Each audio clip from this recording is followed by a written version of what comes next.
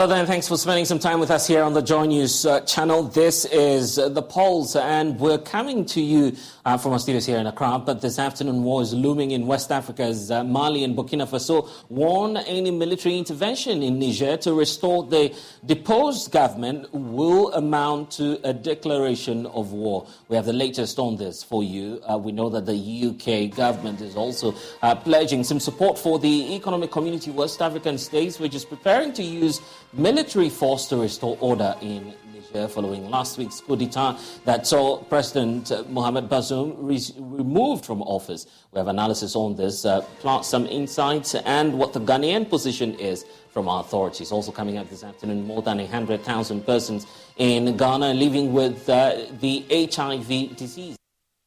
They are unaware and spreading the virus. That's the finding from the Ghana AIDS Commission, as it says, is looking for such persons. 28% of people living with HIV still do not know their HIV status because they have not tested. That represents about 100,000 people. Get to the very latest as we tell you about government's latest debt operation as well is coming up high as there may be a second round of restructuring, especially for pension funds and the IPPs. What's the next line of action for government? We'll find out shortly, plus get some analysis on the implications for Ghana's energy sector. It's a pleasure to be with you here on The Pulse, brought to you by Global Communities Dignity Lu, Affordable Safe Sanitation. We're on DSTV channel 421. Thanks for joining us. Joy News is independent, fearless and credible. I'm Blessed Sogan. We are back with details.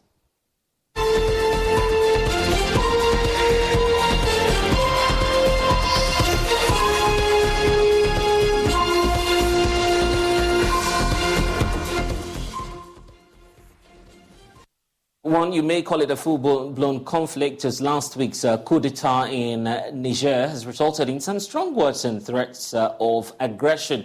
Mali and Burkina Faso, which are now led by military junctors following similar overthrow of the constitutionally elected governments in that country, have reacted angrily to the plans by the regional body ECOWAS, insisting that any attempt by the regional body ECOWAS to use military intervention in Niger will amount to the declaration of war. In the last few hours, the United Kingdom says that its allies have also voiced support for ECOWAS in its quest to restore democracy to Niger. UK Foreign Secretary James Cleverly, who's visiting Ghana, indicated that to the BBC that it was important for African leaders to head some response and that the UK government will consider helping if they receive a specific request on the situation. Well, yesterday I actually followed James Cleverly on one of his tours here within Accra, where he paid a visit to Burma camp, where there was a joint military exercise against violent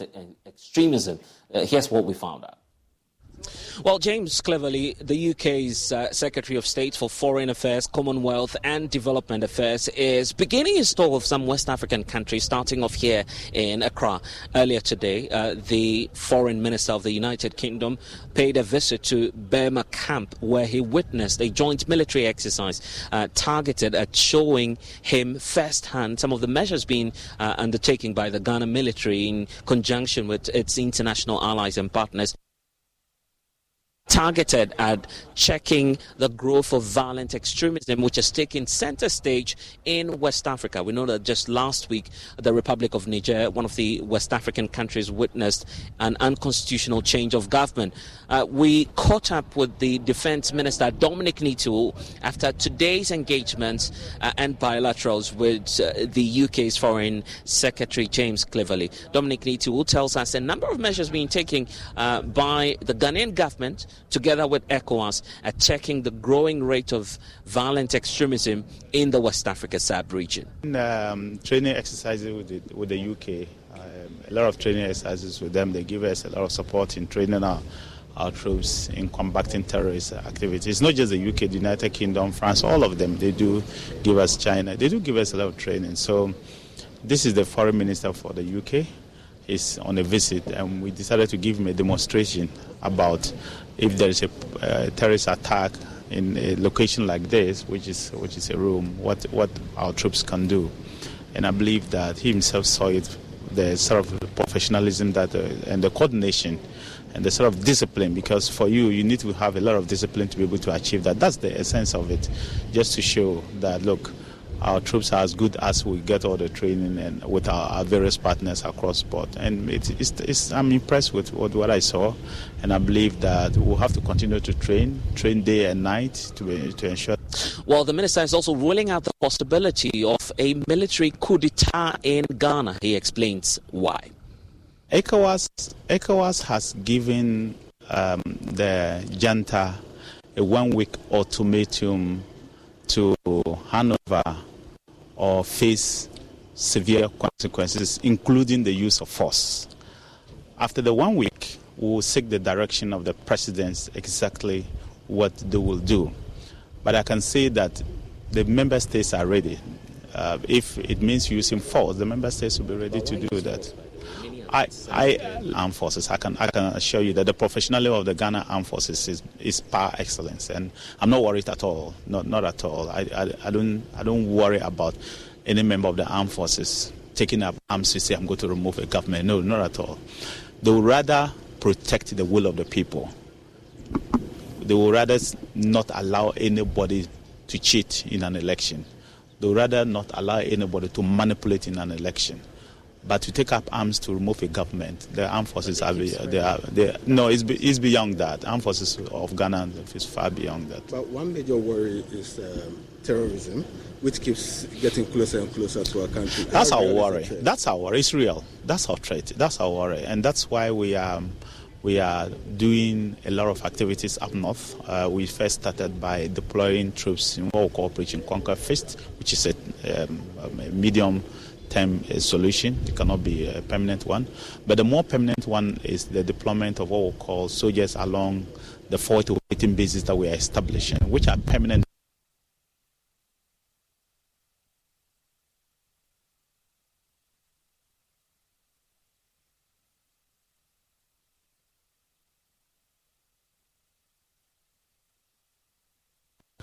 Down to us, and so that threat is real. But we will do whatever we have to do to protect our people. Thank you very much.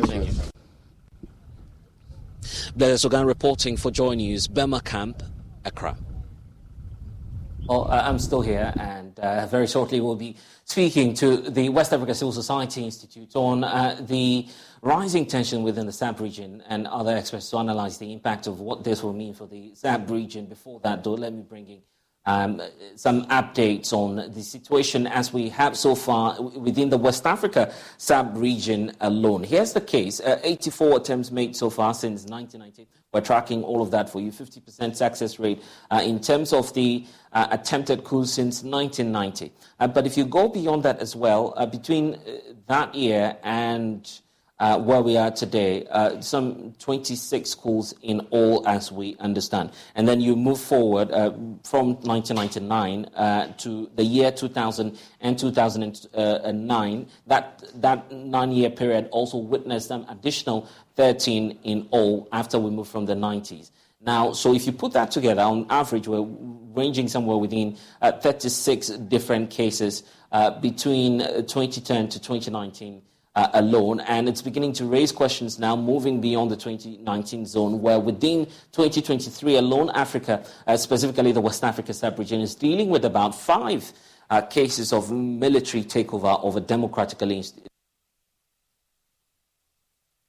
to bring in Omolara Balogun, who's the head of policy influencing and advocacy at the West Africa Center, West Africa Civil Society Institute. Thank you so much for spending some time with us. Also joining us is Mukhtar Mouni Mukhtar, who is the executive director for the West Africa Center for Counter-Extremism. Omolara, let me start off with you, knowing that the experts have raised the concerns that looking at the demographics, really, we can't say for a fact that democracy is on the decline within the West Africa sub-region. Do you hold any contrary view on that? Thank you so much. Good afternoon, colleagues and viewers. I think that statement is quite correct from where I sit and where we sit.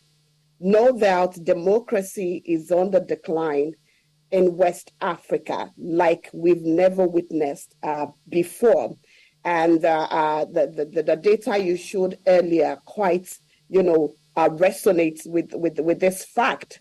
in the past 3 years. I think since 2020, we have witnessed about 6 different military coups in West Africa. And of course, we have the ones in Burkina Faso, Mali, Guinea, and recently last week in Niger being successful.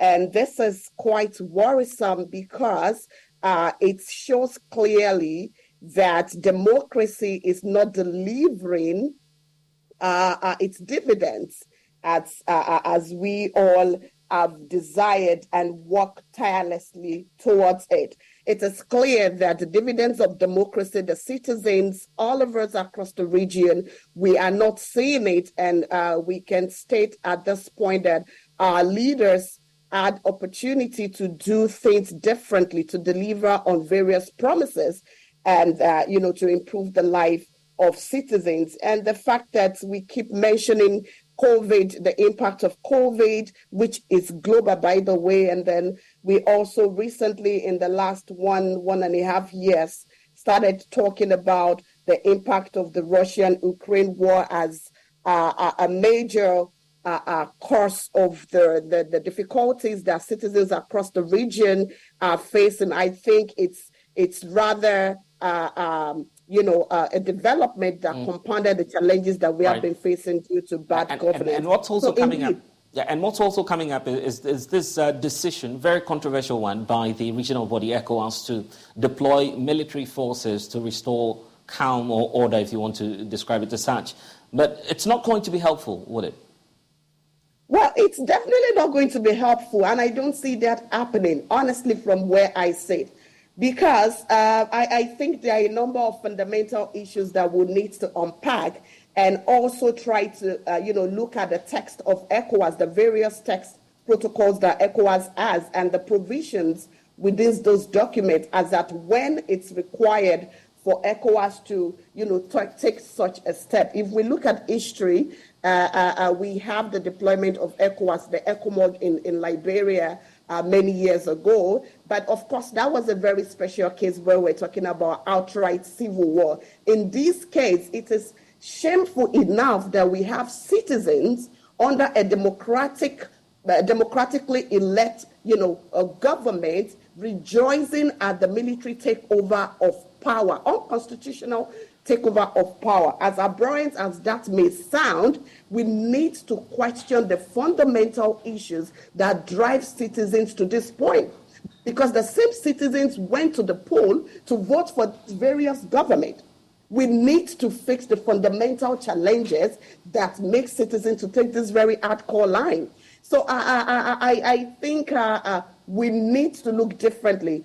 ECOWAS within its text, be it the protocols for democracy and good governance, the supplementary protocol as amended in 2006, or even its conflict prevention framework, which mirrors the international responsibility to protect, has specific provisions under which the entity, the ECOWAS as an institution, can deploy military. So I think there's a little, the situation is quite different now, and that would be too hasty a decisions for ECOWAS to take. Besides, we do not have the context, to accommodate such decisions. We have countries where militaries are not, everyone, including especially the militaries, are unmotivated. We have countries with unmotivated military forces, disgruntled, if you like, and we also have countries suffering from different pockets of internal and external, crisis,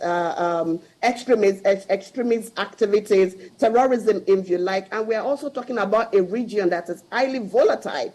If we look a bit back in history, we can continue to see the impact of the fall of Gaddafi in Libya. We have the crisis in the Lake Chad basins. We have the different, pockets of crisis in the northern part of Nigeria that kind of, very close to Niger. And so the entire Sahel, as a friend of mine called it a couple of days ago, is now the cool belt of West Africa. So when you look at the military that wants to be deployed, how are we even sure that they have the motivation to do that.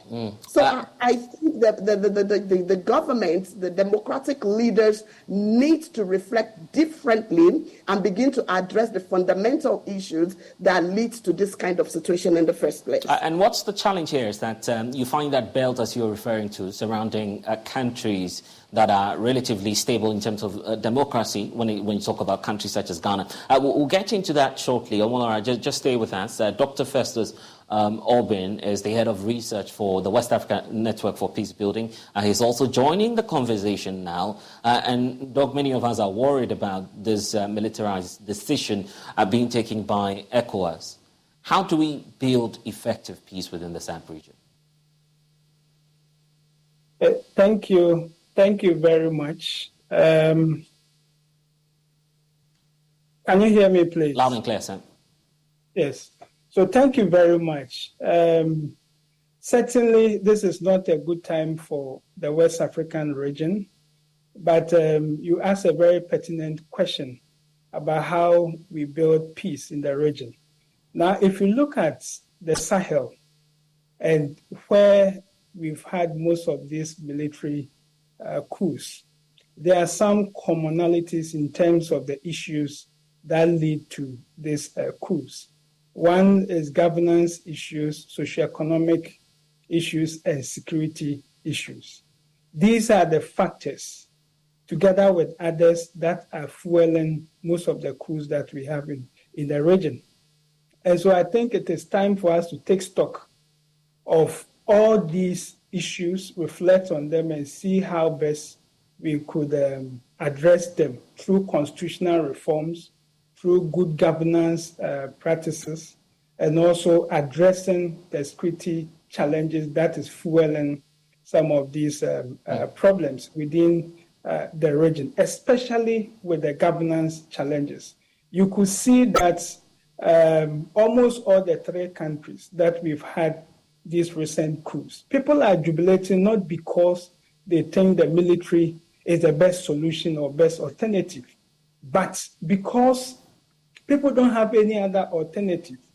And until we carry out serious and robust constitutional reforms to ensure that governance is geared towards the interests of the people, until we address the human security challenges confronting the citizenry and make sure that people are at the center of our governance, then we are going to experience more of these problems. Well, it's good that you're calling leadership into question. And in fact, some are also questioning some of the mechanism put in place by the regional body ECOWAS to build peace, sustainable one within the SADC region. One of them is the early warning mechanism. I recall being there when the ECOWAS was so confident that this was part of the solution. How come we didn't see Niger come up, knowing that Mali had gone down, Guinea itself had gone down earlier?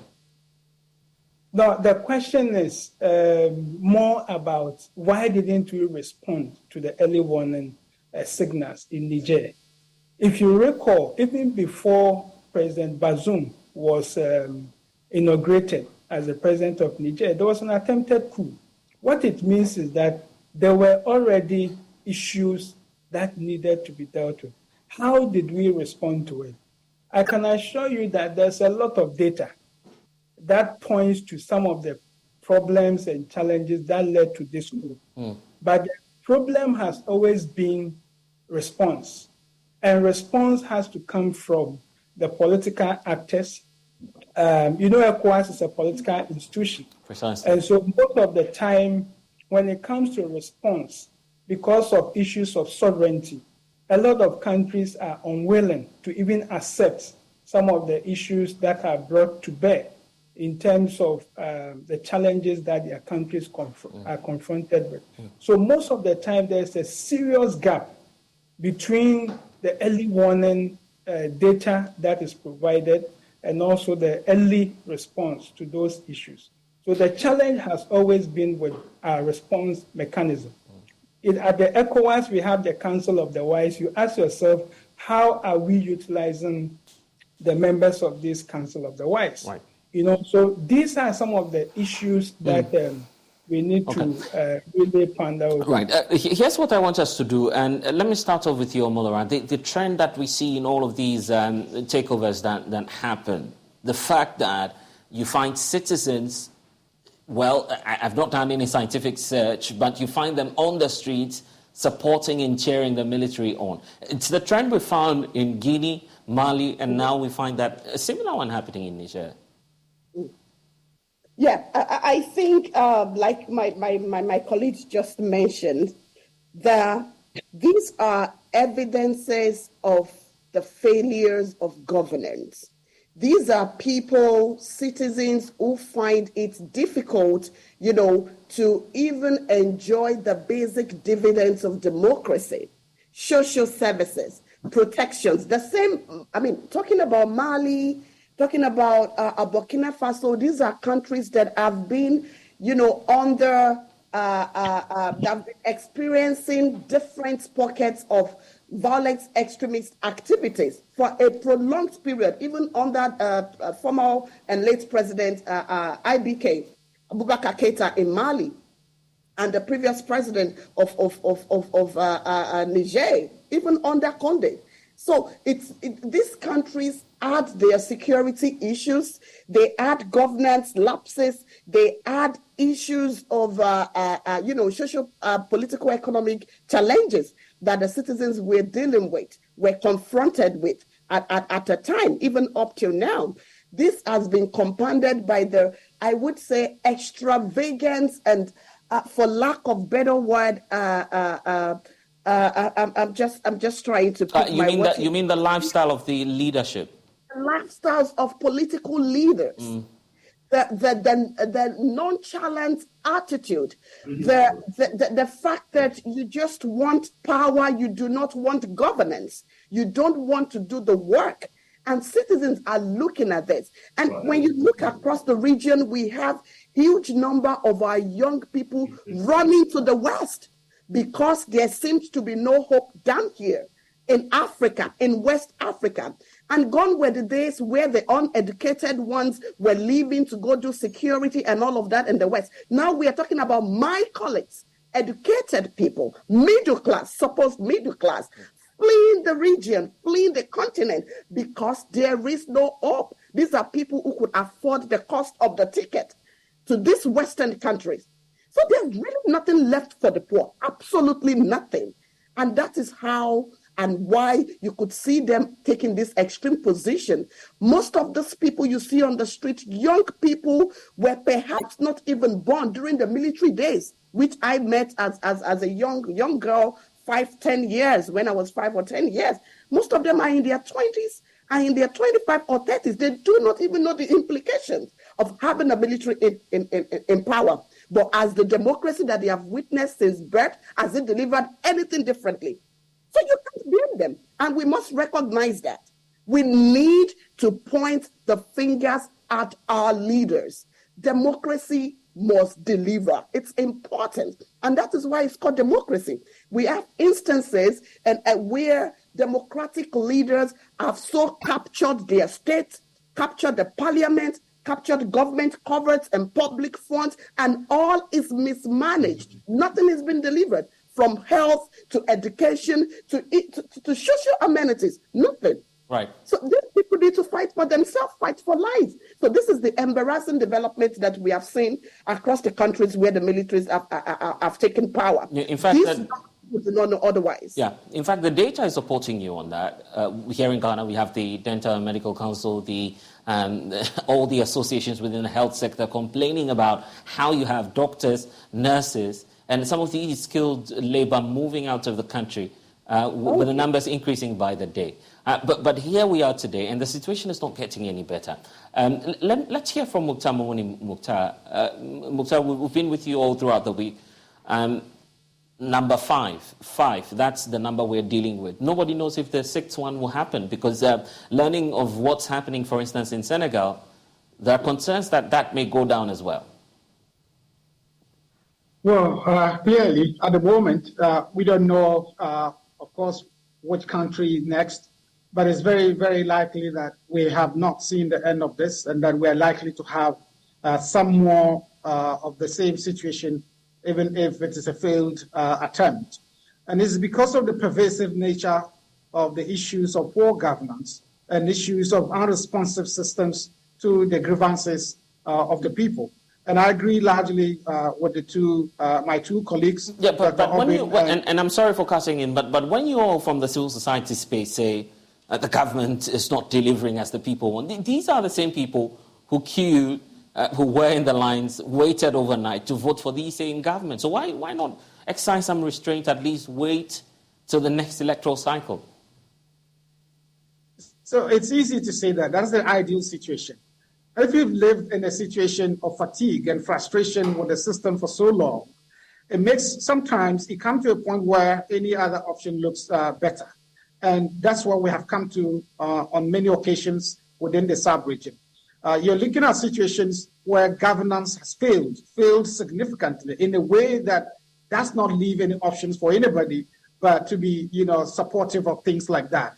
So on the ground, like my two colleagues mentioned, there seems to be significant support for this kind of situation. It's not just Niger. If you look at all the other three coup situations, there was significant public support for that, demonstrated, in the open, in the public. And it's typical of all coup situations that we have experienced on the continent.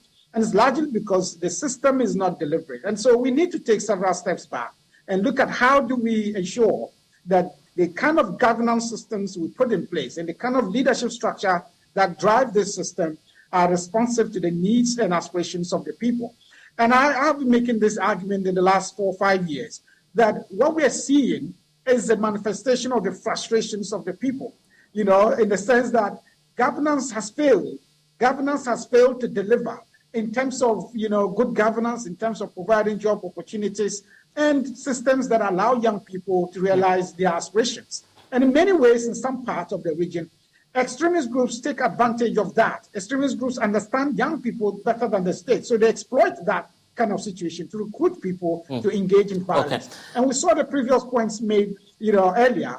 You're seeing a huge number of young people leaving this continent, even in Ghana. I mean, you see the current statistics about the numbers of young professionals who have spent so much money to get trained by the state and parents, get trained through the healthcare system, educational system, and they leave because they're leaving to places where they think that they can't get better, for their services. And that should worry all of us.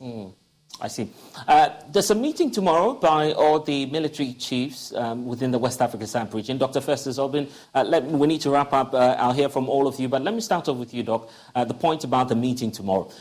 Would you support the move by ECOWAS to deploy forces into Niger? That meeting is happening tomorrow. Yes. I think if they go ahead with that deployment of military personnel or combat troops to Niger, is going to be a disaster for the entire region. I'm not sure we'll be able to contain the humanitarian crisis that will confront the entire sub-region.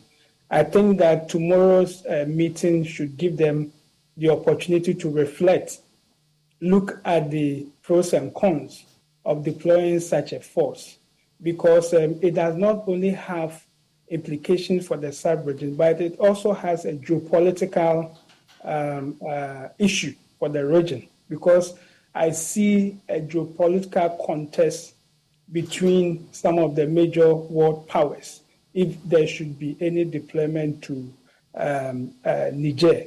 And I don't think that is the best approach. I think we need to, it's unfortunate, I mean, we've had a situation like this, but we need to go diplomatically, take diplomatic steps to see how best we can address the situation instead of deploying a military force. Yesterday I was telling someone that, you see, the kind of contest we had in the 90s where we deployed ECOMOG to Liberia and Sierra Leone is not the same contest we have today. The contest we had in Gambia, where forces were deployed as a show of force to cause the Ajamas to step down, is not the same contest we are dealing with. Let's look at the strategic location of Niger. If you look at where Niger is, almost all the countries surrounding it has internal issues and issues also with terrorism, violent extremism, and political issues. And any military intervention will create a serious security problem for the entire region. You're talking about geopolitics. It's a good time to talk about that as well. For some, and for those analyzing the issue a bit more in a remote sense, they're looking at it with a spectacle that the French influence appears to be waning down. It's the reason for which almost all of these countries that have gone down so far are French West African. Well, I mean, if you look at the trend, of course, there are anti-French sentiments across the region. And even when you look at the posture of ECOWAS, some people have read meanings into it, as in France and other Western countries are supporting the posture of ECOWAS. And I think this should be an opportunity for France and other Western partners to rethink their approach in the Sahel to actually win the heart and minds of people against this trend of anti-French influence within the region. I mean, if you look at the history also, I mean, the French troops, for example, have been in the region since 2013 in Mali, but the situation keeps getting worse. And that is why people are asking questions, what is happening? You know, and in such situations, people will certainly have issues with those who have been on ground helping to deal with the situation, but the situations keep getting worse. You know, so I think they need to also rethink their approach to Niger and other Sahelian countries to, change the perception about their role in terms of dealing with the peace and security challenges within the region. Because as you are already aware, in Mali, we have the Wagner forces, and people are predicting that if the posture that ECOWAS has, the posture that the Western countries also had towards Niger continues, then it's going to isolate Niger and draw them to this private military company, Wagner. And that could also be a major problem for the entire region. So I think we need to all reflect and rethink the approach and see how best we can help Niger move towards constitutional order. Molara, let me take your final thoughts on this.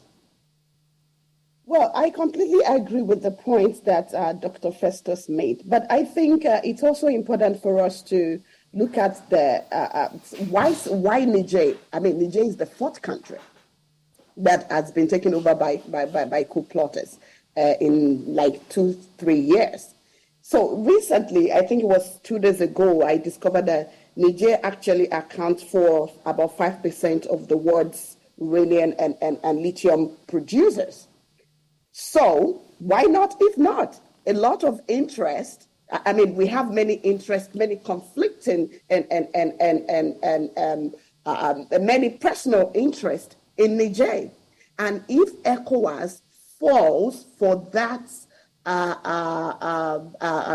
if ECOWAS falls for that, that's going to be a disaster. Are you suggesting that probably some external influence or pressure may have been brought to bear here? Absolutely. The geopolitics interest is definitely at play here. I think, was it 2 days ago, I saw a group of, protesters in Niger, with, I think, Russia flag. So the interests are clear. And we could also see, like based on following the question that you asked, that there seems to, it's clear to us that there is some element of anti-French sentiments going on, or driving this protest and the coup itself. So we need to. It will be good for us to begin to unpack some of the long-standing relationships and issues, power dynamics between France and these Francophone countries. It is important. In addition to that, I also believe that ECOWAS should reconsider, this position. One, Niger is still a sovereign state up till date. And ECOWAS makes that very clear in its own text. If the leaders of ECOWAS decide to live by their text, by their protocols, that will not be the way to go. And secondly, the fact that though the leaders all subscribe to the R2P and all of that, it is important for them to assess themselves and their countries. If they decide to go into Niger as a way of restoring our constitutional power, what does it mean to their own very country, the countries that they rule? How happy are their own people at a time like this? And that is why I believe that it's because they are not having internal reflections. If they do, then they would know that, like you asked at the start of the program, where is next? That's the question they should be asking themselves, because the signs and the manifestations are there. Right. People are not happy with the deliveries of this of democracy and governance that we have across the region, including countries still under democratic rules at the point. Let me give the final thoughts to you, Mukhtar Mumuni Mukhtar. In fact, Omolara bringing up the responsibility to protect, but I'm just wondering if the international community will give full backing to that, knowing that there's geopolitics in this, as you're all pointing to. Russia coming in at some point, we're not too sure if that's the case for Niger, but there will be difficulty at getting some Security Council backing.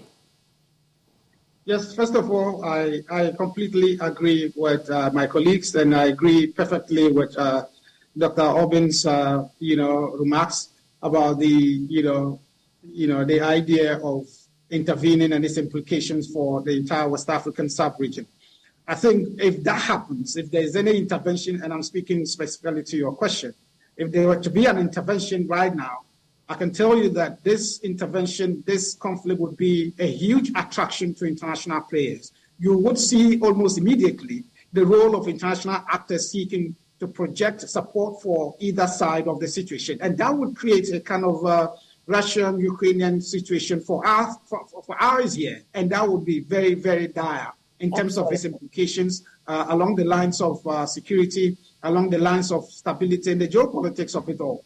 And so I do not recommend that ECOWAS carries through its declaration that they made on the 30th of this month. They need to take a step back and really look at how they can get involved in transitioning this current leadership onto the path of democratic rule.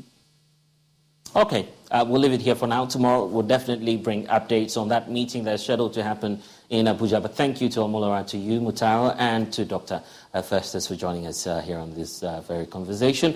Member of Parliament for Banda Ahmed Ibrahim is advocating for the government and other stakeholders to help rebuild the lives of drug addicts by providing some more rehabilitation centers. Speaking at the Commissioner of the Kairos Women Rehabilitation Center at Banda, by the Kairos Global Mission, Ibrahim indicated that imprisoning drug offenders as a sole measure of correcting them is not yielding the expected outcome. Precious Sevenfold has more.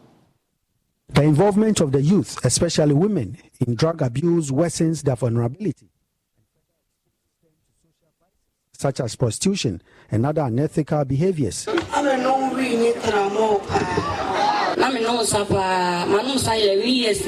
Kairos Global Mission, a Christian NGO based in the USA, to rebuild the lives of such women, has built a rehabilitation center for women at Bandahinkro in the Bono region. Because my phone called me, yes, come friend, you come a Samsung.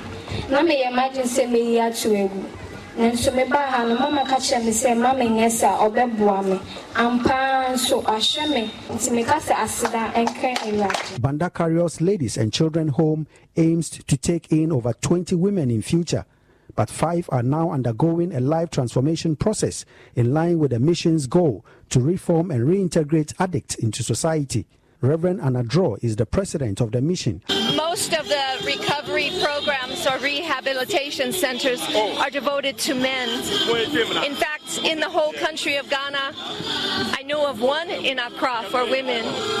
But in this remote place, we have a place where women can come out of their suffering, it needs to be in a place like this, in-home care. The addiction is just too strong. In this place, women can recover and learn new skills and recover their ability, recover their identity as whole people. And once more, leave this place with the ability to engage in society, to work, to raise their families, to raise their children. At the commissioning of the center, Banda MP Ahmed Ibrahim urged the women not to be ashamed of their past, but to strive to become better. He called for a different approach to dealing with drug addicts instead of imprisonment. What I'm saying is that, one, there must be rehabilitation centers so that you don't keep on piling the people into the prisons. Like the man said, even in the cells or in the prisons, they still continue to abuse the drugs. So if there are rehabilitation centers and you bring them to rehabilitation centers, it can help them to transform and reform the people and bring them back into the society. So that is the prevention is the best way to go, and that's what I'm advocating for. There are people in Ghana who are richer than this woman herself. So if she can volunteer to come and do this, why can't our rich men in the country do it? The Church of Pentecost has done about 3 prison cells where they are rehabilitating and transforming the lives of drug addicts and all people who have already been pushed into jail. It's not everything that government can do.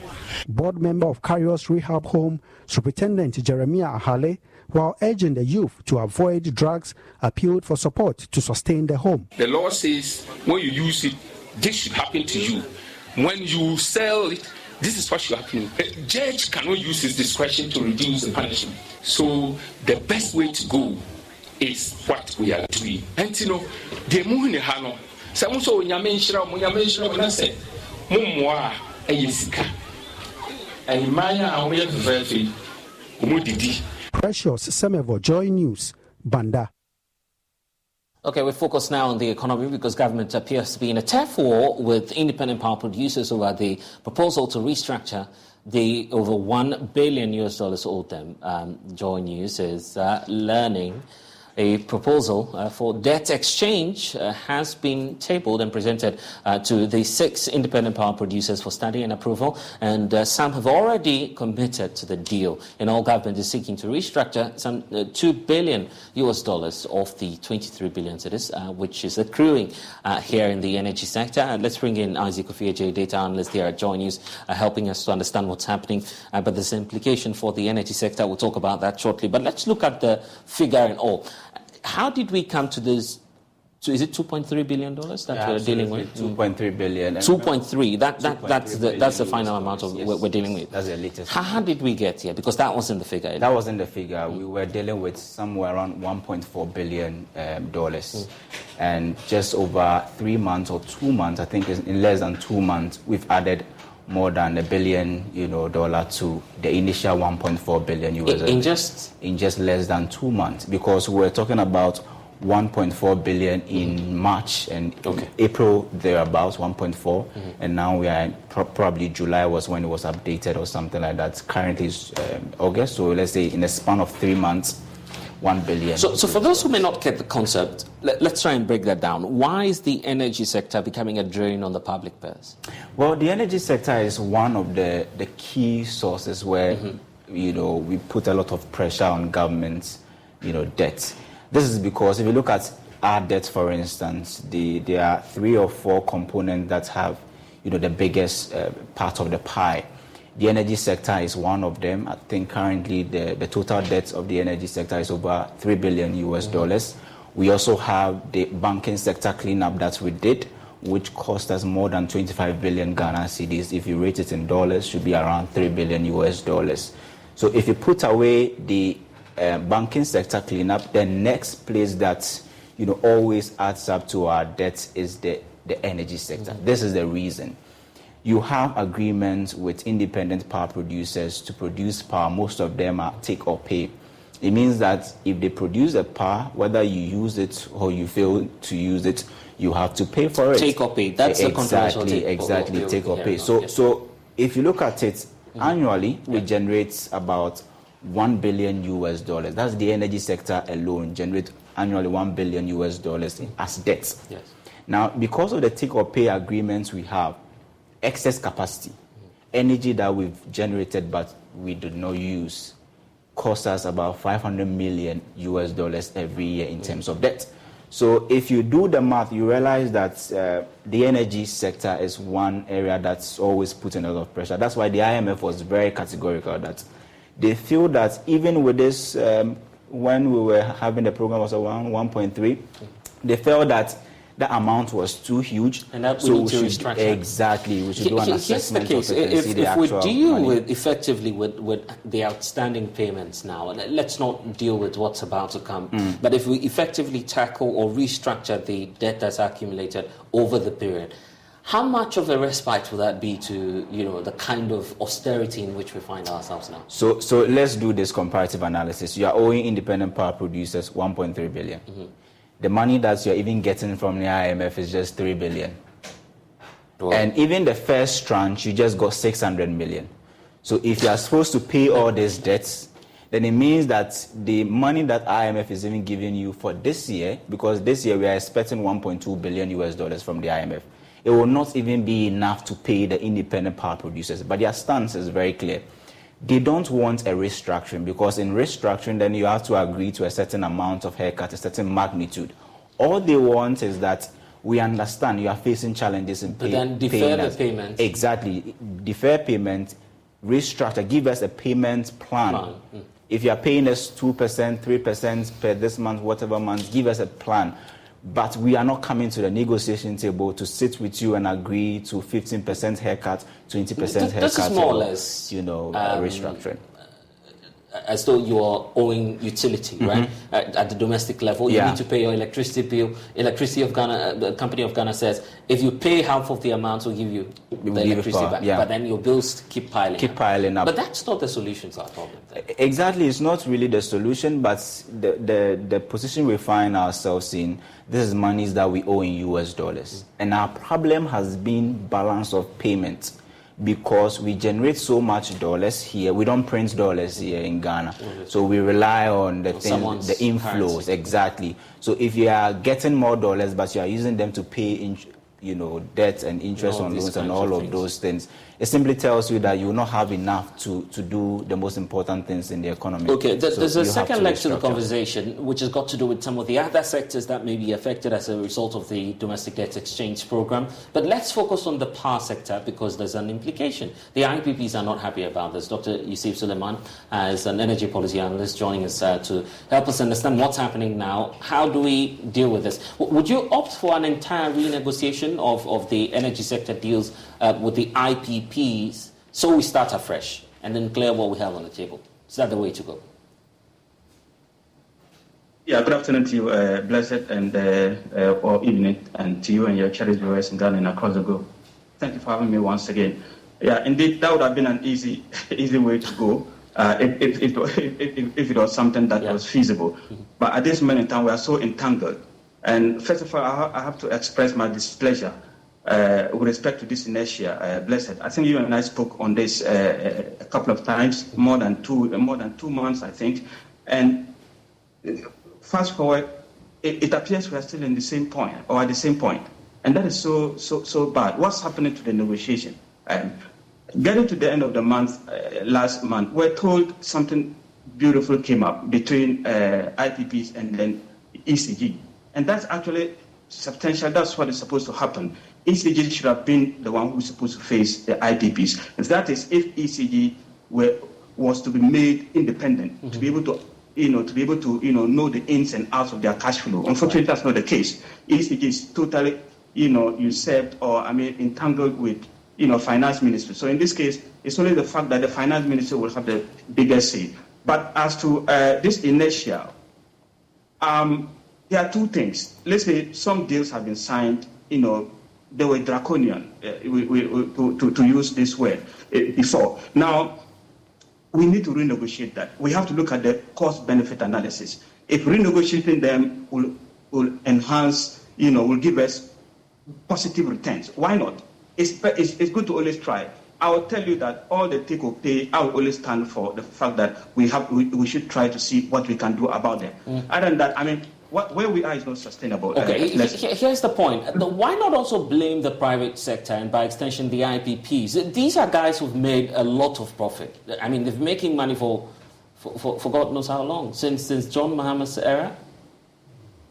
Yeah, so if a businessman does not know how to take advantage of opportunity, then he's not really a businessman, and that's just what they have done. So it's free lunch for them. They look at the situation and took smart advantage of that. Unfortunately, also probably our politicians also were a bit, hasty in some of the decisions that they made. Normally, I don't like to bother on what has gone. I always believe in finding solutions to problems. And so I get so disturbed when I see political actors of this moment still complaining about the fact that a previous government signed this so and so. That is a fact. There were certain things that have been done. And so why don't we look at strategize to get away from that? What we are doing now, and the very good question you asked, my good brother, is an excellent one. Is it sustainable? That is not sustainable. What we need to do is enhance the efficiency of the entire value stream, the generation, the distribution, and then the transmission. In fact, blessed, if we are phenomenally efficient, whether take or pay or take and pay, it makes no difference. And this is the reason. See, So demonstrate that to us, for instance. Yeah, so this is what I'm trying to say. If you are doing assuming take or pay, yes. And then you are able to maintain your uptime, you develop your infrastructure to the extent that you can always run everything that you purchase in terms of the installed capacity. What stops us from exporting power? What stops us from building our infrastructure, especially the transmission bit, to be able to export power? We keep on complaining that we have about 5,000 installed capacity, potential capacity that we can, bring to life if we should have, utilities or let's say gas to do that. Yet, if you look at currently our peak demand at some times and what is available for us, we are sitting on tenterhooks, and I always say that. And so it wasn't surprising that whenever you have a glitch with respect to Ghana gas operation, we have a semblance of doom so. What it tells us is that you don't have any excess capacity. Don't say that you have any excess capacity. So whatever is there, why don't we channel our energy to take advantage of that? Because it's already there. Whilst we also look at restructuring, but I always say that if we want to restructure, let's pursue that. But if it's going to, worsen the situation, let's just think of a way. I'm looking at the books now. And based on what Isaac is just telling me to do here, dealing with the 2.3 billion is not the end of the story. Certainly not. You have the debt piling up by the minute, if we have to say. Once the power is on, we are indebted. That's how bad the situation is. So why did we put ourselves into this precarious situation? And that's a fact. So what I would say is that we need to improve our efficiency. I'll repeat it. That's the way out. And that's why I said even if you take or pay, you are doing take or pay, and your uptime, you are able to put all the plants online, you will have the sources that you can send the power to. You shouldn't even be worried about making capacity charges because the plants are always running and people need power. Yet we are not doing that. And the reason is just because of inefficiency. Now, coming back to what you've asked me, yes. I think ultimately there will have to be some restructuring of a sort. Because there's no way we can meet it. Even the IMF loan we are going for, 3 billion. Look at the kind of hassle we are going through, cutting everybody's head at the end of the day, So that is not a situation that everybody likes. But at the end of the day, what I want to propose is that the government has to be forthcoming and forthright with this kind of negotiations. You don't expect somebody to do 100% debt restructuring with you at this moment in time. When you are also even interested, you have interest in even renegotiating, some of the power pitches that they have, power over, or they have control over, or they have strategic advantage over. If you look at it on every angle, the IPPs, they have so much competitive advantage as compared to government of Ghana. And so what we need to do, let's divide it. If it is 60% that we want to do the debt restructuring, let's have a payment plan. I think at all this point in time, there hasn't been anything like that. Okay. There hasn't been any payment plan of a sort. Right. We need to go. We need to go, but let me find out from you your thoughts on this. Is the Peloton bike even worth it? Isn't it just a bike? Just a bike with low-impact rides for chill people to chill with 5 and 10-minute cooldowns for cool people to be cool with, and scenic rides for vibey people to vibe with. It's just a bike with a 30-day home trial so you can see if you're any one of those people. Try a Peloton Bike or Bike Plus at home for 30 days, and if it's not for you, return it for a full refund. First-time Bike and Bike Plus purchasers only. One trial per household. Upfront payment required. Full terms at onepeloton.com/home-trial. If the IPP's worst case scenario, and that's how I'm looking at it, because anything can happen, the deadline's passed, the government hasn't settled all their bills. If the IPPs decide to pull the plugs, how long can we go without them? Without the IPPs, really? How many months? How many days? We'll crumple. Blessed. We can't survive without the IPPs at this moment in time. And I'll tell you why. If you look at what is happening, our total generation mix, they are a huge force to reckon with. The entire thermal base is mostly occupied by the IPPs. And we are talking about 65 to 70% of that. How can we survive? Even the common glitch in Ghana gas, we are having to solve. Not even the IPPs to take out power. So yes, IPPs taking out power, and then if you look at in totality, whatever they contribute in a day, let's say what Ghana produces, they are almost getting closer to 50%. Wow. Blessed. That's what we're talking about. Wow. Closer to 50% of the power. If such a person pull off the plug, and I think they are also sensitive to Ghanaians' plight. Maybe that's why they are still doing all this. So yes, we cannot survive. It's very difficult to survive. We would have been able to survive if our renewables were forthcoming. Unfortunately, we can't bet on them. We haven't diversified our generation source, and so we are still dependent on the thermal base. So until we break out of the thermal base, diversify our generation portfolio, bring in a lot of renewables, to relieve that much of pressure, we can't do much without the IPPs. Okay. Now I get the scenario. Thanks, Doc. I get it clearly. You give them a haircut, they pull the plugs, and there won't be any haircuts in the sector anymore. But thanks for spending some time with us, Dr. Yusuf Suleiman. But the haircuts will continue. Absolutely. Maybe because we are not the ones, holding on to power. The fact that government has been insisting for more than 3 months tells you that there is possibly an external force, possibly one of the conditions. And that might be the IMF conditionality. Because mind you are restructuring Euro bonds, which are in dollars. So if you are telling us you have challenges with your balance of payment, that's why you are restructuring dollar-denominated bonds, then why are you not looking at IPPs who are also around $2.3 billion US? As for the IPPs, and possibly I just hope we don't go there because we all need the light. Yes. I mean, we all need. Let me introduce some shocking statistics. If you look at our total installed capacity, it's around 5,481 megawatts. IPPs contribute 75.4% of that installed capacity. Now, dependable capacity is around 4,975 megawatts. IPPs control 83.1% of it. And IPPs, their installed capacity is around 4,132 megawatts. So if you compare it to the total one that we have, it means if they shut down, we are going to be in, very hot waters. So that's the reality. Any comments from the Finance Ministry on what they intend to do? Well, I think the only thing, the only reason why IPPs are still, producing is because the more they produce, the more the money also goes up. And then they have the assurance that once the IMF and the World Bank are in the picture, they will surely have their money. So why don't you produce and, still have your money back later on? So defer the auditing, defer the haircuts, and you make more money at the end of the year. For the haircut, it looks as if they will definitely get the haircut. Okay, let's see if Ken Oforiatta will get some power. To do the haircut, because if they pull the plugs, that's it. You can't do any haircut again. No, not at all. I'm just being kidding with that. But thanks for joining us, Isaac Ofieje, with the latest on what's happening in the finance sector. But we're also looking at health when we get back from the break. The Ghana AIDS Commission revealing to us now that there are more than 100,000 persons carrying the HIV virus in Ghana. Maybe that's close to you. You never know. So I'll tell you about it when we get back. Please stay.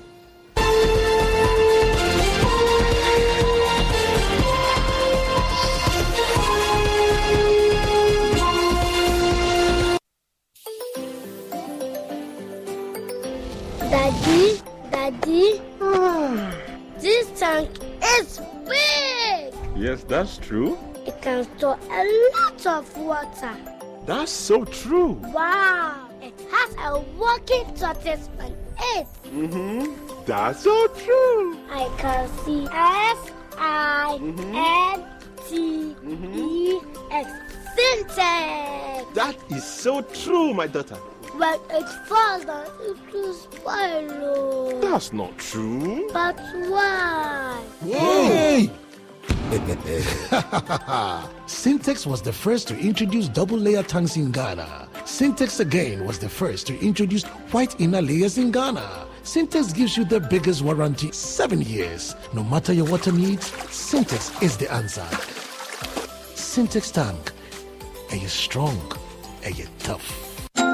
Homeland and their wide variety of items is amazing. Interesting things at Homeland this month. Yes. Foot warmers, ice chests, insulated jugs, ice cube trays, ceramic servants. Wait, is that all? Topset, vacuum flask, oil jar, sauce jar, ladles, rainbow. Yes, that is Homeland for you. This and many more. Everything you need in the kitchen. Homeland got it at quality and affordable prices. Yes. There you have all the toys for you kids. Toys Land. Awesome. Promotions, sales, massive discounts, freebies. What more can you ask for? Call Homeland now on 059-381-1451. Shop your way at Homeland at Accra Central, Tamale, Spintex, Kumasi. It's a big bazaar, big sale this whole month at Homeland Ring Road Branch. Get interactive on all social media platforms at Homeland Store GH. Happy kitchen, happy home.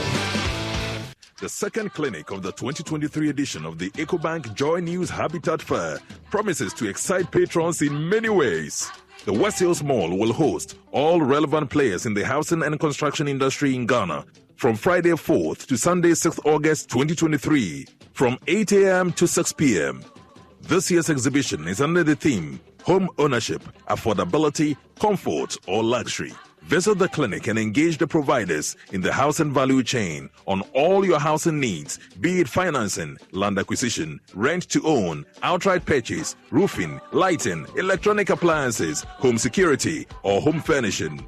The EcoBank Joy News Habitat Fair is your one-stop shop for everything housing. To register as an exhibitor, please call 0244-260-653. There will be daily giveaways by the sponsors to visitors at the fair. The EcoBank Joy News Habitat Fair is in partnership with EcoBank, the Pan-African Bank, and powered by the Planned City Extension Project from Cities and Habitats. Rent to own and sponsored by Elegant Homes and General Construction Limited, where quality meets value. Syntax tanks, are you strong, are you tough? EcoBank Joy News Habitat Fair. Affordability, comfort, or luxury. For crystal clear and thrilling podcasts and live shows, download and listen to us on Apple, Spotify, TuneIn, Google Podcasts, MyJoy Online, Amazon services like Echo, Amazon Music, and Audible, Stitcher, Adom Online, Overcast, and Pandora. Take note of everything. Sign up for the multimedia digital platforms now to stay updated.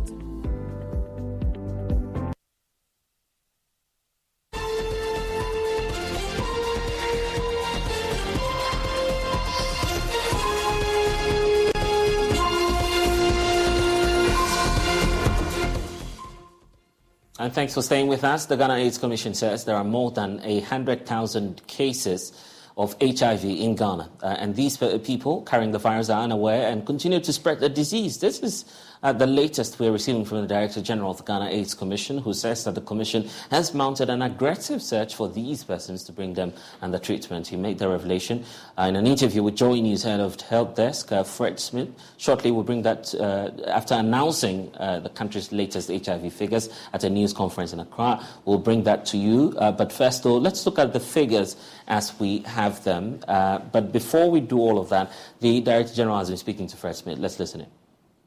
First of all, looking at the HIV population, which is roughly about 355,000, it clearly shows that the sex distribution presents a major concern because the women are disproportionately affected.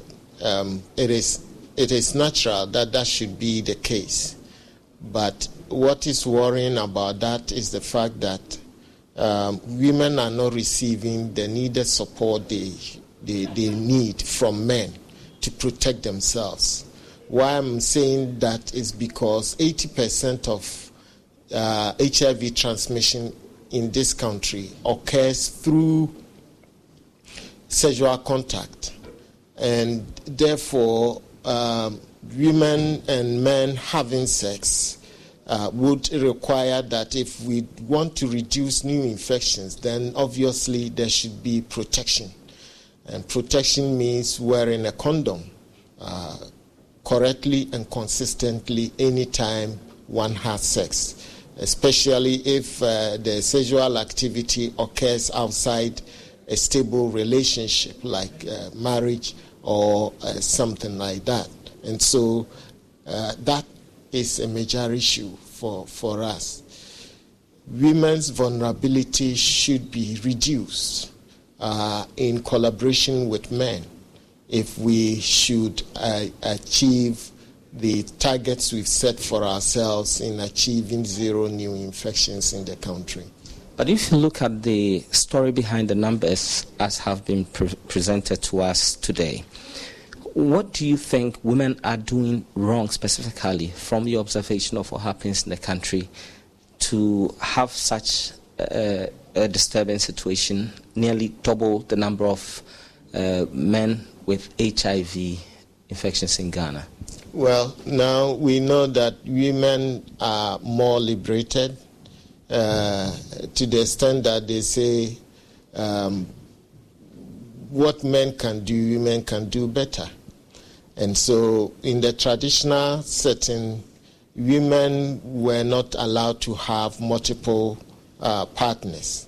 But today it's a common place to see or talk about, young women and, of course, women in general having multiple sexual partners. And they have no inhibitions doing that. They have no inhibitions talking about that.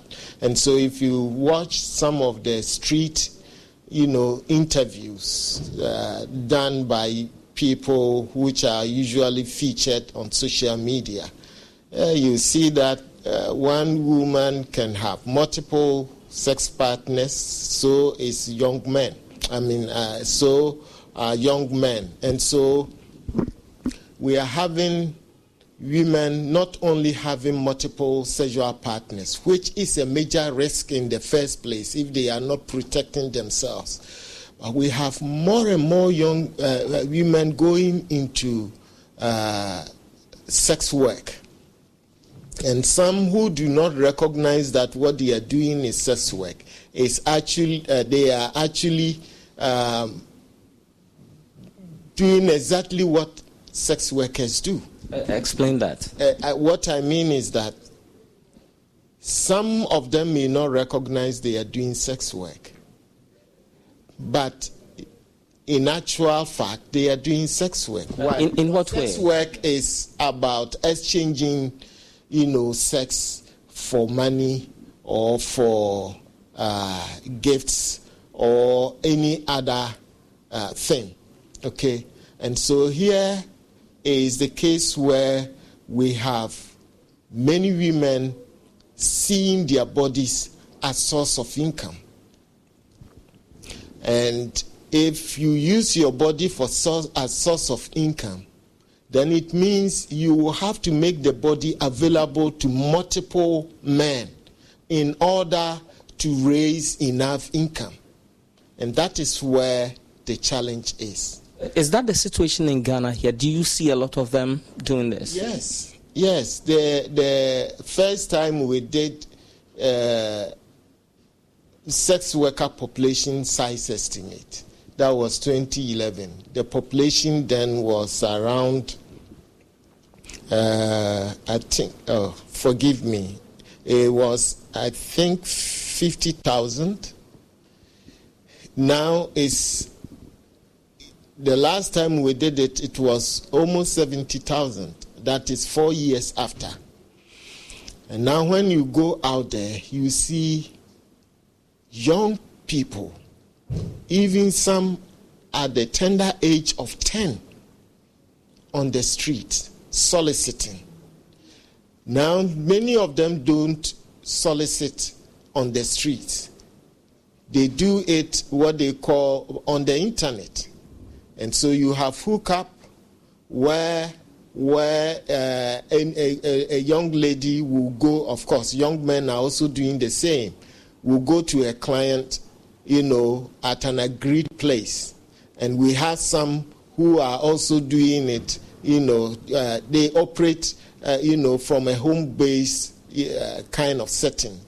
And so it's going on. We have high-class sex workers who live in, luxury apartments, and their clients are, people of substance in society who actually patronize their services. So we have all these things happening in Ghana. This is worrying, and I noticed that you have interventions to deal with this, but can you brief us on any advice for women directly so that we're able to reduce the spread amongst them, and once that happens, we know we will be able to reduce that amongst men? Yes, so first of all, having multiple sexual partners is a high risk. And if you want to reduce the risk, you first reduce the number of sex partners. And if that is too difficult for you, then you have to protect yourself at all times, because you do not know what your client is capable of giving you. Number two is that you have to test to know your HIV status, because for you to effectively protect yourself against HIV, you should know whether you have it or not. Because if you have it and you think you are protecting yourself, it amounts to nothing. And so first know your HIV status. Do well to know the HIV status of your partner. Now we have self-test kits, which are free. At the moment, they are free. So you can have as many as you want, and then encourage your partners to test if you are a sex worker.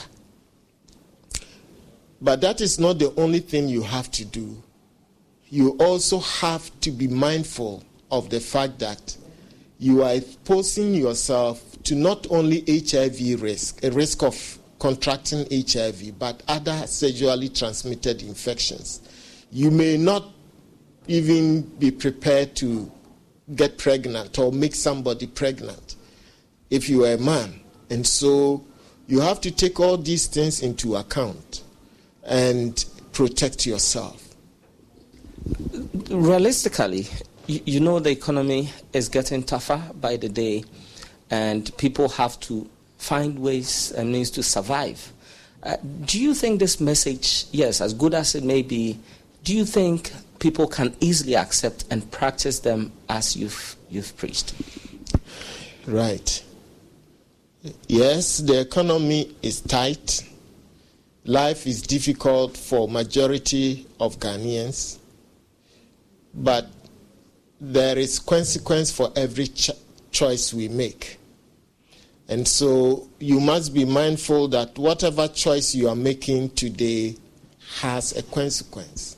And the consequence is that if you are engaging in sex and you don't know your status or the status of your partner, you should understand that you are actually engaging in a risky activity, or you are putting yourself at risk of not only HIV but other sexually transmitted infections. That's number one. Number two is that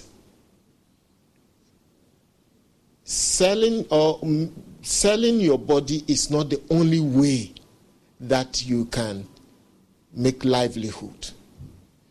There are a lot of things you can do to keep yourself going. And I think one should consider such options as well, and not look at only the easiest way out of the situation, because there is nothing easy anywhere. When you get infected with HIV, is going to change your life for the rest of your life. Why? Because even when you are on treatment, you will not be cured by the treatment, which means you will live with it for the rest of your life. Is that better than living without HIV? It's a question everybody has to, answer for him or herself. But we're seeing a lot of these cases in the Greater Accra region, Ashanti region. What's accounting for the high numbers in the big cities? Well, the literature clearly shows that urbanization has got a lot to do with HIV infections, and not only HIV, other epidemics, we see the same trend. And in the urban settings, people have to do a number of things, especially migrants. You have on the streets of Accra many young people who have traveled from far places to come and make a living here. They don't find the jobs, and so they end up on the streets. And surviving on the street is difficult. So they need to get involved in street-based commercial activities. That doesn't earn them much, and they have to supplement their income. And so they end up getting involved in sex work or having sex with multiple partners. And sometimes, too, they fall into the hands of pimps who use them as sex workers, and make money out of them. And so the urban environment creates a lot of challenges for people who may end up getting HIV because accommodation is, inadequate, and so people have to sleep rough, and sleeping rough means being exposed to all kinds of, challenges. And that is what urbanization, how urbanization impacts on the health of the people, and in this case, HIV infections. But the simple explanation is that Greater Accra has the largest population, is the region with the largest population in Ghana, followed by Ashanti. And so naturally you expect that Greater Accra should have more HIV population than any other region in the country. And that is what we are seeing from this data. So as bad as the situation looks, and you've mentioned that poverty has a lot to do with the spread of the virus, what do you see the situation for 2023, as you've already started some projections on that? Yes. 2023, we expect new infections to reduce, as we've seen between 2021 and 2022. And we are desirous to see a much reduction, much more reduction than we've seen in the last year, because our target is to reduce new infections by 17%. And so anything less than that will mean that we are not doing well. And that is why every Ghanaian has to work with the Commission in ensuring that they protect themselves so we can reduce new infections. And we have a target, 2030, to eliminate HIV/AIDS from Ghana. How are we progressing on that? Well, for us to end AIDS in Ghana, we have to diagnose 95% of people living with HIV in the country and put 95% of those diagnosed on treatment, antiretroviral treatment, and 95% of those on treatment must become virally suppressed. Currently, HIV diagnosis or case detection is at 71%, almost 72%. And then those on treatment is 71.8% for Know Your Status. That is the first 95. The second 95 is 87.4%, and the third 95 is 68.1%. That is where it stands. And what that means is that more than 28% of people living with HIV still do not know their HIV status because they have not tested. And more than 28%? Yes. That represents what number? That represents about 100,000 people. 100,000 people? Yes. You mean all of these are out there, they don't know they have HIV and maybe spreading? Exactly. That is what is happening. And of course, they are spreading it unknowingly. And that is not the best. And in fact, if someone, it's important for everyone to know their HIV status. And knowing it early, is very important, even for treatment success. If you wait till you get AIDS before you go to hospital, it will take much longer time for you to recover in terms of boosting your immune system, for it to, regenerate and support your body. It takes longer time. And so it is important that you get tested to know your HIV status when you are strong and well.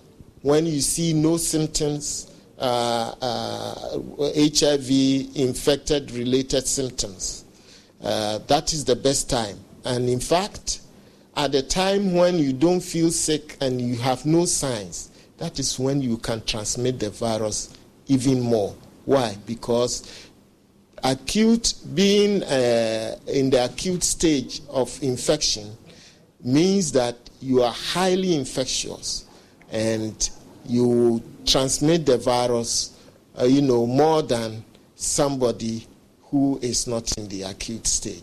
And so it is important that we test to know our status as early as possible and go on to treatment so that you can, prolong your life and have a healthy life and productive life. And briefly, are you on the search for all of these 100,000 people? Yes, we are. That is why we launched the self-test campaign 2 weeks ago, because there are people who are underserved when it comes to HIV services. Some are hard to reach, and they may not have the opportunity to get any of the services. And so bringing testing to their doorsteps, and the self-test kits are being distributed in the communities. So bringing it to their doorsteps will enable those who fear to know their status to at least start the process by testing to see whether they are reactive or non-reactive. And if they are reactive, then they can go to health facility and have further diagnosis and management. And it is very critical that everyone gets to know his or her HIV status. Finally, are we going to be able to eliminate HIV/AIDS by 2030 per the data you have? It's subject to a number of factors if we could be successful in this target. Number one is the cooperation of Ghanaians, taking HIV seriously and eliminating the current level of high complacency and taking HIV as a serious matter and protecting themselves. That's number one. Number two is that we have the strategies to achieve it. We have the policies, we have the programs and the tools to achieve. we have the human capacity to achieve the target. However, we don't have the resources to provide the services that will enable us achieve the targets. And that is where one of the major problems. And so the Commission, within its mandate, is initiating domestic resource mobilization activities, campaign to give the opportunity to all Ghanaians to contribute to the AIDS fund. We know that there are well-to-do Ghanaians who are affected by HIV, whether they live with it themselves or they have family members who are affected or friends who are affected. And they will be kind enough to contribute or donate to the fund so that we can save lives and support children who, for no fault of theirs, have become victims in terms of becoming AIDS orphans because AIDS has taken their mothers and fathers away and they do not have anyone to look after them. And we should be able to also prevent new infections. And all these call for huge investment. And so the donation that we are asking for would help us do this. And it's opportunity we are giving to all Ghanaians to contribute. And so you can dial the USSD code *9898# and donate to the fund. Follow the prompts and donate to the fund. We have bank account, fund account numbers at Bank of Ghana, and that can also be used in paying directly into the account. And very soon we are going to share all the materials on both traditional and social media for more and more Ghanaians to know about it and donate to the fund. And without the contribution of Ghanaians, we will fail as a country. We won't be able to achieve it because now our donors who are giving us money for the AIDS response, they insist that we should have the fund, 60% of the funds needed for HIV response domestically. And they are paying 40%, but currently their contribution is less than 40%. For the next 3 years, their contribution every year is going to be 33%. So we should raise the 67% domestically. And that means government, corporate Ghana, individuals, philanthropists, everybody has to be involved. And no amount is too small. Even 1 cedi, even 10 pesos. If we have 1,000 people donating 10 pesos, that will give us some money, So no amount is too small. Please feel free to donate to the AIDS Fund for us to save lives and prevent new infections in the country and support those who are affected by HIV, for example, AIDS orphans. Thank you. Many thanks and a pleasure speaking to you. Yeah, thank you for having me, and it's always a pleasure working with you. Thank you. And in that quest to enlarge its revenue base, the National Lottery Authority has launched a new draw machine to aid its gaming activities. Director General of the National Lottery Authority, Samuel Oku, revealed that random number generators have been procured to aid corporate promotions in various institutions. After 27 years, the National Lottery Authority is doing away with old and obsolete machines used for its various gaming platforms. The authority ushered in new technologically advanced machines for efficient and reliable draws. Director General of the National Lottery Authority, Samuel Awuku, says the new equipment are in line with the modern dictates in the industry. It has become mandatory that after 27 dedicated years of service, we phase them out. This is by virtue of the inability of the godmother machines, as we used to call them, to function as they should. Additionally, the Honorable Minister, the machines have become obsolete and their manufacturers are no longer producing the spare parts needed to sometimes fix them when they break down. This has become increasingly challenging to the operations of the National Lottery Authority. Minister of Defense Dominic Nitiwo has issued a warning to illegal private lottery operators. He indicated that in order for the state to profit from cash generated by lotto operations in Ghana, the sector's illegalities must be addressed. We cannot allow private people to hijack what is duly yours. Let's follow up and ensure that people do not commit illegalities in the lotto industry. It's not acceptable. Just Ivory Coast here, they take more than 10 times what you do here. Nigeria is more than 100 times what you do here. Lotto should be a cash cow, and we must flush out the illegal people to ensure that Lotto is a cash cow to the nation. So how is the NLA dealing with illegal lotto operators? Here is the Director General of the National Lottery Authority, Samuel Awuku. We're also going to go tough on the illegal lotto operators. You heard the Defense Minister. The NLA, together with the military, the Ghana Revenue Authority, and the state enforcement agencies, we are going to go after all these illegal operators who are wielding almost 600 million cedis every year illegally by operating lotto and do not contribute in any way or form or shape by paying their taxes to support the state.